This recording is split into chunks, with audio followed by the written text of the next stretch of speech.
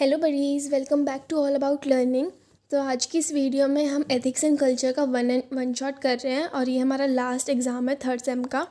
So all the best guys. और इस video में हम इंपॉर्टेंट क्वेश्चंस करेंगे एथिक्स एंड कल्चर के। बहुत ही इजी टॉपिक है। कुछ क्वेश्चन इसमें ऐसे भी आ सकते हैं जो आप अपनी जनरल नॉलेज के बेसिस पे कर लेना आंसर, और कुछ चीज़ें ऐसी हैं, क्वेश्चंस ऐसे हैं जिनके लिए थोड़ी सी प्रायर नॉलेज होनी चाहिए। तो वो सारे टॉपिक्स हम आज कवर करेंगे। तो सबसे पहले है शॉर्ट नोट्स 4 टॉपिक्स पे, starting with our first topic ethics. Ethics क्या होते हैं?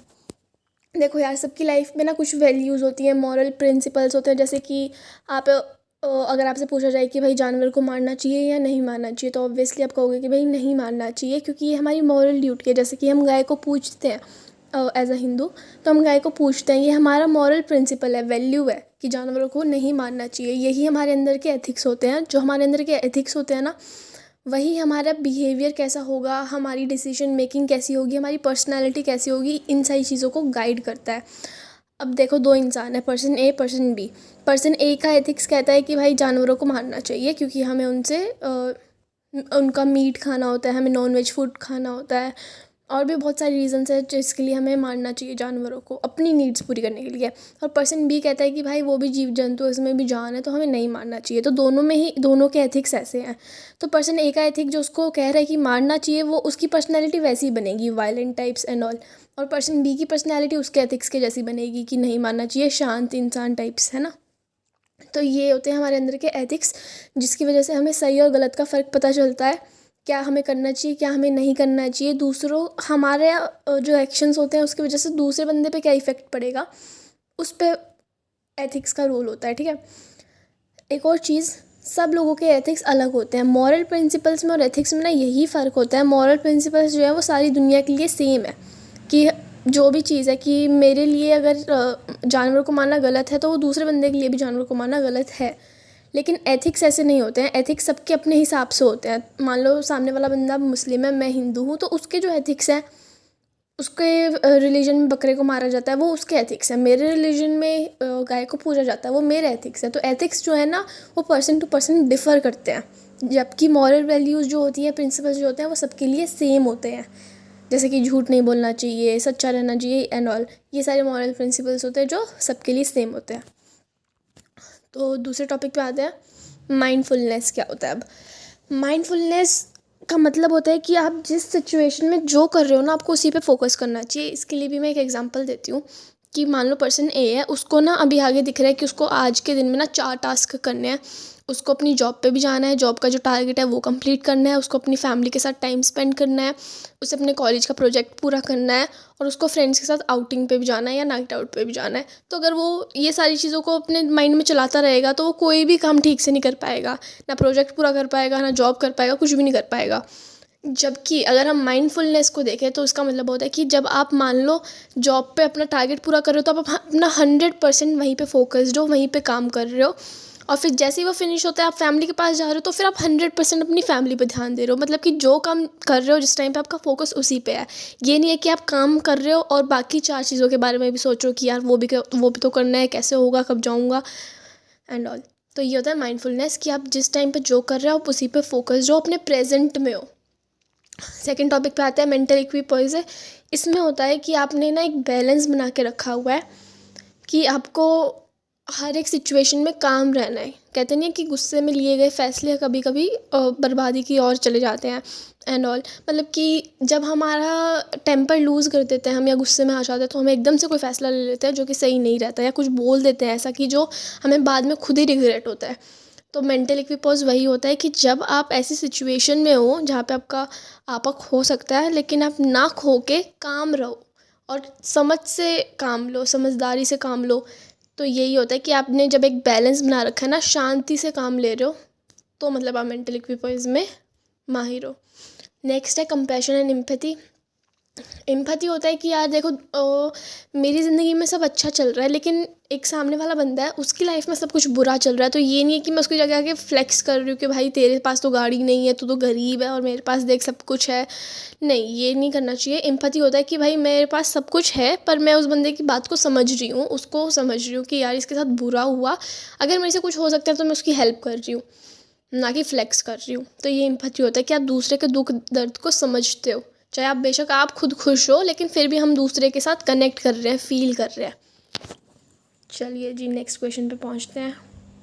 Explain the concept of justice in concept of Panch Parmeshwara. तो इसमें पंच परमेश्वरा में बताया गया है कि जस्टिस एक फेयर और इम्पार्शियल होना चाहिए। मतलब कि किसी के भी बीच में अगर लड़ाई है तो हमें पार्शियलिटी नहीं करनी चाहिए कि भाई ये तो मेरे पड़ोसी के बेटे के चाचा का बेटा है तो इसके साइड हो जाते हैं। नहीं यार, चाहे कोई भी हो सामने, फैसला जो है, जस्टिस जो है वो तभी होता है जब आप पार्शियल नहीं हो और फेयर डिसीजन ले रहे हो। तो इसमें यही बताया गया है कि ट्रेडिशनल इंडियन सिस्टम में क्या होता था, पुराने ज़माने में क्या होता था, 5 लोगों को बिठाते थे जिसको ऐसा माना जाता था कि ये सबसे ज़्यादा समझदार लोग हैं। उन 5 लोगों को चुना जाता था, उनको पंच बोलते थे।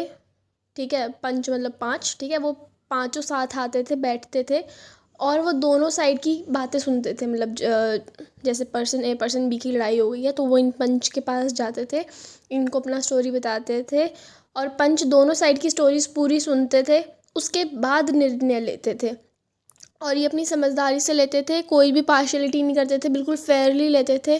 ठीक है, इनको उस टाइम में, पुराने टाइम में जब जजेस कोर्ट वगैरह नहीं होते थे, ये लोग एज अ जज ही एक्ट करते थे। मतलब जज का ही काम था इनका। और दोनों साइड के आर्ग्यूमेंट्स को सुनते थे, प्रिंसिपल ऑफ फेयरनेस और इक्विटी को लगाते थे। जो सही है वो सही है, जो गलत है वो गलत है। तो ऐसे वो एक बैलेंस और अनबायस्ड जजमेंट पास करते थे। ठीक है, जिसकी वजह से पूरी सोसाइटी का कल्याण होता था उस टाइम पे। तो यही है इसमें। नेक्स्ट क्वेश्चन पे आते हैं। How does mindfulness facilitate life balance. अभी मैंने बताया आपको माइंडफुलनेस क्या होता है, कि एक सिचुएशन में प्रेजेंट रहना, जो चल रहा है उसी पे ध्यान देना। तो ये वही है, सेम मैं आपको एक बार ही पढ़ के एक्सप्लेन कर देती हूँ। Mindfulness is all about being fully present in the moment without judgement और डिस्ट्रैक्शन। हम डिस्ट्रैक्ट नहीं हो रहे हैं कि 4 घंटे बाद क्या करना है, अभी जो करना है अभी वो करना है। ठीक है, इससे क्या होता है ना, हमारे थॉट्स, हमारे इमोशंस, सेंसेशंस सब कंट्रोल में रहते हैं। हम डिस्ट्रैक्ट नहीं होते हैं और जो काम कर रहे हैं उसमें अपना 100% दे पाते हैं। तो this awareness helps us recognise when we are feeling overwhelmed और आउट ऑफ बैलेंस। जैसे कि आप काम कर रहे हो, आपने कोशिश की, फोकस रहते लेकिन मन तो मन है ना, वो तो पहुंच जाता है कहीं और। तो उसको फिर से पकड़ के लेके आना कि नहीं भाई, मैं जो कर रहा हूँ मुझे इसी पे ध्यान देना है, यही मेरी प्रायोरिटी है। तो ऐसे धीरे धीरे जब आप एक बार करोगे, 2 बार करोगे, तो ऐसे ऐसे करके होने लगता है। मतलब मन शांत होता है, कंट्रोल होने लगता है। यही है माइंडफुलनेस। इससे हमारा स्ट्रेस कम होता है और हमारा ओवरऑल वेलबींग भी काफ़ी ज़्यादा बढ़ जाता है, जिससे हमारी लाइफ में बैलेंस बना रहता है। और एक अच्छा, जब मन अच्छा होगा, शांत होगा, तो लाइफ तो ऑटोमेटिकली शांत हो ही जाएगी। So this is all about mindfulness. Moving to question number 5। Cinema contribute to the cultural fabric of a society. Give reason to substantiate your answer. Okay, इस क्वेश्चन में सिनेमा का क्या रोल है हमारे कल्चर फैब्रिक ऑफ सोसाइटी में।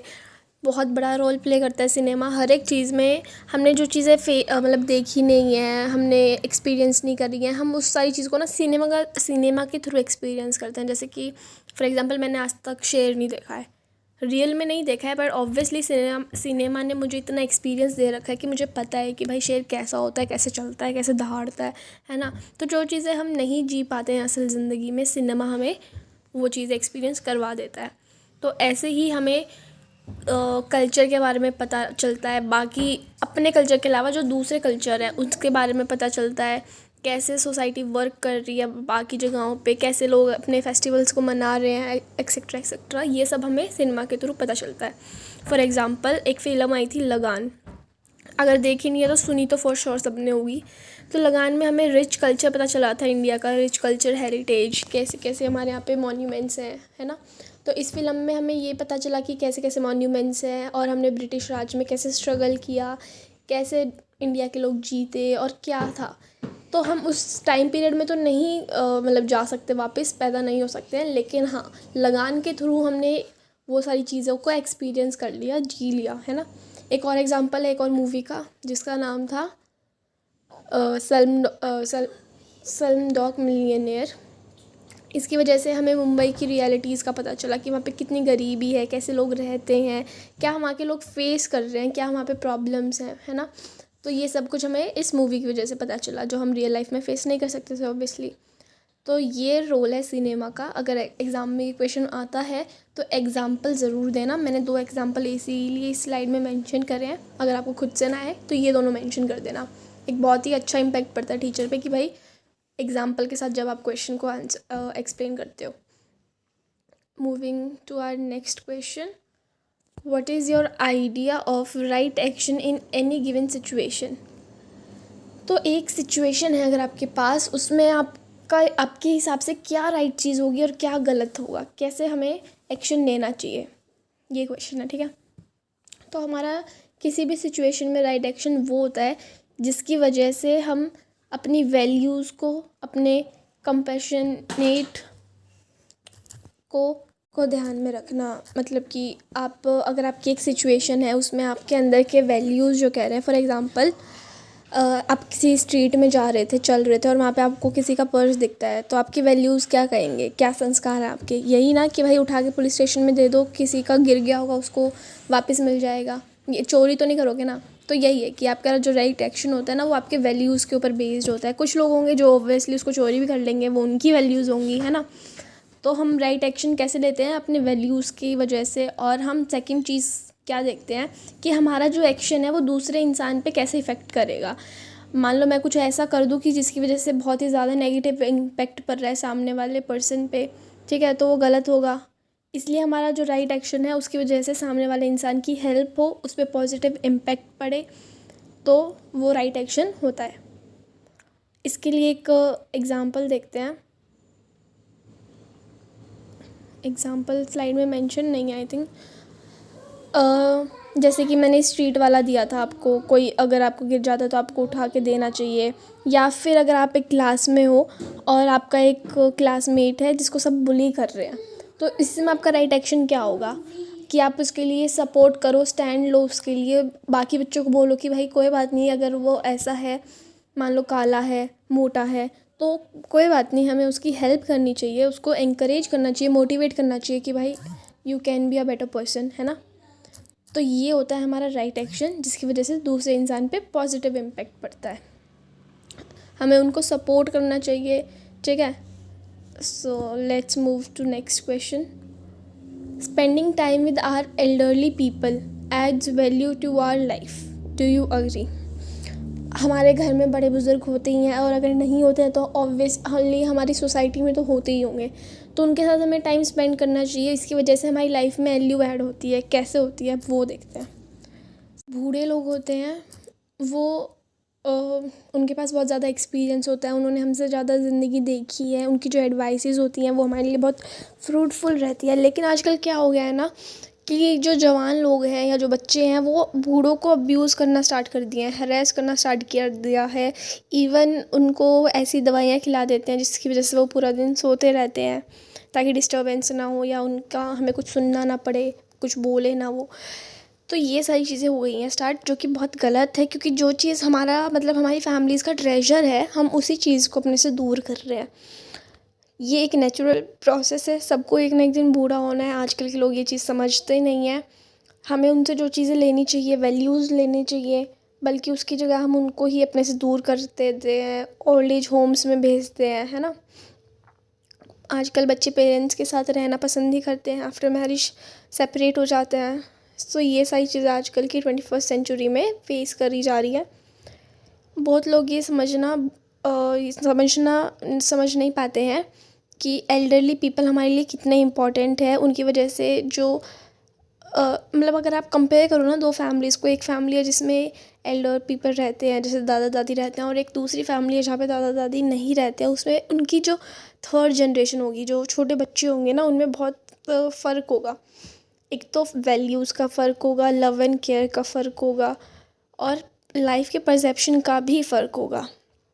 तो यही चीज़ है, एल्डरली पीपल दिखने में लगता है कि बूढ़े हैं, यूज़लेस हैं, लेकिन उनकी वैल्यू बहुत ज़्यादा होती है। और यही सब अगर क्वेश्चन आता है पेपर में, आ सकता है ये, तो आप ये सारी चीज़ों को एक्सप्लेन कर देना। कि उनकी वजह से हमारी फैमिली कितनी स्ट्रॉन्ग रहती है, जुड़ी रहती है ना। काफ़ी जनरेशन्स तक जॉइंट फैमिली बनी रहती है, उनकी बातें जो मान के चलते हैं। ये सारी चीज़ें आप अपने क्वेश्चन में ऐड कर देना। नेक्स्ट पे चलते हैं। ओके, सो ये लास्ट क्वेश्चन है। तो थैंक यू गाइस। अगर आपको वीडियो अच्छी लगी हो तो लाइक, सब्सक्राइब और शेयर कर देना। और ऐसी ही वीडियोस देखने के लिए और ये वाले कंटेंट को अगर आप चाहते हो कि डिटेल में मिले, डिटेल्ड आंसर्स मिले, तो आप हमारे टेलीग्राम चैनल को ज्वाइन कर लेना। उसका नाम भी ऑल अबाउट लर्निंग ही है। थैंक्स।